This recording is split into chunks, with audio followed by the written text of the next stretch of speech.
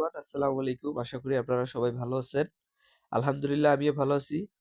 আজকে আমি আপনাদেরকে যেটা শেয়ার করব সেটা হলো আমরা যখন লাইন অ্যাপস দিয়ে কাজ করতে যাই তখন আমাদের লাইন অ্যাপসে ৪০৩ ফরবিডেন সমস্যাটা দেখায়। তো এই সমস্যাটা আমরা কিভাবে সমাধান করব সেই বিষয়ে আজকে আলোচনা হবে। তো আমরা যারা এই সমস্যাটা ফেস হয়, তো এই সমস্যাটা হয় কাদের? যারা এই যে আমরা আইসল্যান্ড যে ব্যবহার করে কাজ করি, কিভাবে কাজ করি? আমরা ইমেইল বাইন্ড না করে কাজ করি। আইসল্যান্ড অ্যাপসের মাধ্যমে আমরা ইমেল বাইন্ড করি না, না করে আমরা শর্ট ট্রিক্সে লাইন অ্যাপস কানেক্ট করে কাজ করি। যার কারণে আমাদের ওই প্রবলেমটা শো করে। সো তারপরও ওই প্রবলেমটা শো করলে আপনারা কি করবেন? আপনারা ফোনের সেটিংয়ে যাবেন। ফোনের সেটিংয়ে যাবেন, যাওয়ার পর নিচের দিকে স্ক্রল করে দেখবেন এখানে লেখা থাকবে আপনাদের ইউজার অ্যাকাউন্ট অথবা গুগল লেখা থাকবে। এর পাশে ক্লিক দেবেন। ক্লিক দেওয়ার পর নিচে দেখবেন এখানে লেখা আছে রিমুভ ওয়ার্ক প্রোফাইল। আপনারা রিমুভ ওয়ার্ক প্রোফাইলে ক্লিক দেবেন। তারপর এখান থেকে ডিলিট করে দিবেন। ডিলিট করে দেওয়ার পর দেখবেন আপনাদের এখানে যে ওয়ার্ক, এই যে ওয়ার্ক যে ফোল্ডারটা, এটা আপনাদের এখানে আর থাকবে না। শুধু থাকবে কি? আইসল্যান্ড সফটওয়্যারটা থাকবে। তো আইসল্যান্ড সফটওয়্যারটাও আপনারা কি করবেন? আনইনস্টল করে দেবেন। এই আইসল্যান্ড সফটওয়্যারটাও তখন আনইনস্টল করে দেবেন। আমার কথাগুলো আপনারা কিন্তু মনোযোগ দিয়ে শোনেন। আমি যেভাবে বলতেছি সেভাবে করবেন, ইনশাআল্লাহ সমস্যা হবে না। তাহলে আপনাকে প্রথমে রিমুভ প্রোফাইল করতে হবে, ওয়ার্ক প্রোফাইলটা। তারপর এখান থেকে আইসল্যান্ড যে আপনার সফটওয়্যারটা নামা থাকবে এটা আনইনস্টল করে দিবেন। তারপর আপনার পার্সোনাল যে প্লে স্টোর আছে, এই পার্সোনাল প্লে স্টোর, এই যে আপনার ফোনের রিয়েল পার্সোনাল প্লে স্টোর, এখানে যাবেন। যাওয়ার পর আপনি দেখবেন আপনার এই যে এখানে জিমেইল গুলো লগ ইন করা আছে, আপনি এখানে চাপ দিলে দেখাবে আপনার জিমেইল কতগুলো লগ ইন করা আছে। আপনি এই যে এই তীরের মতো এখানে ক্লিক করলে আপনার জিমেইল গুলো দেখাবে। তো এইখানে আপনাকে মাথায় রাখতে হবে যে আপনি এর পূর্বে আইসল্যান্ড সফটওয়্যারটা কোন জিমেইল দিয়ে নামাইছেন।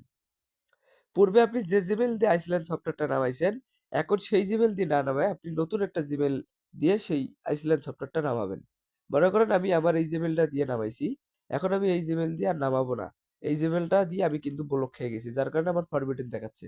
আমি যদি নতুন একটা জিমেইল দেই, সাপোজ আমি যদি এই জিমেইলটা দেই, এখন এই জিমেইল দিয়ে যদি আমি আবার এখান থেকে আইসল্যান্ড সফটওয়্যারটা নামাই, নামে এই আইসল্যান্ড সফটওয়্যারটা আমি ইনস্টল দেই। দিয়ে যদি আমার যেহেতু ইনস্টল দেওয়াই আছে, আমি আনইনস্টল করি নাই তাই ওপেন দেখাচ্ছে। তো এখান থেকে যদি আমি ইনস্টল দেই, ইনস্টল দেওয়ার পর সেম প্রসেসে যদি আমি কাজ করি, ইনশাআল্লাহ কোনো সমস্যা হবে না। যদি কখনো ফির সমস্যা হয়, সেম পদ্ধতিতে আপনি আবার এরকম আপনার রিয়েল প্লে স্টোরে আসবেন। সবকিছু ওয়ার্ক প্রোফাইল ডিলিট করে টরে ওটা আনইনস্টল করে আবার এখানে আসবেন। আসার পর আপনার এখানে যাবেন। যাওয়ার পর আপনি আবার নতুন একটা জিমেইল এখান থেকে সিলেক্ট করবেন। যে জিমেইলটা দিয়ে এখনো আইসল্যান্ড সফটওয়্যার নামান নাই। আবার ঐরকম একটা জিমেইল সিলেক্ট করে, মনে করেন এটা সিলেক্ট করে এখান থেকে আবার আইসল্যান্ড সফটওয়্যারটা নামাবেন। নামার পর পুনরায় সেম ভাবে কাজ করবেন। এভাবে কাজ করতেই থাকবেন। তাহলে আর সমস্যা হবে না। সমস্যা কিন্তু হবে না বলতে কি বুঝাচ্ছি? মানে আপনি মিনিমাম এরকম করে কাজ করলে একটা করে আ মানে একবার আপনি সেটআপ করে নিলেন, নাহলে ২০-২৫ টা করে কাজ করতে পারবেন। আপনার ওটা ফরবিটেন দেখাবেই। ফরবিটেন দেখাবেই। এক পর্যায়ে না এক পর্যায়ে দেখাবেই। কারণ আপনি শর্ট ট্রিক্স এ যখন কাজ করতে যাবেন, লাইন অ্যাপস কানেক্ট করে তখন এই সমস্যাটা আপনার দেখাবেই। তাই আপনি জিমেইল চেঞ্জ করে আইসল্যান্ড ইনস্টল দিবেন এবং ওইভাবে কাজ করবেন। তাহলে আপনার কিছুক্ষণ হলে আপনি কাজ করতে পারবেন।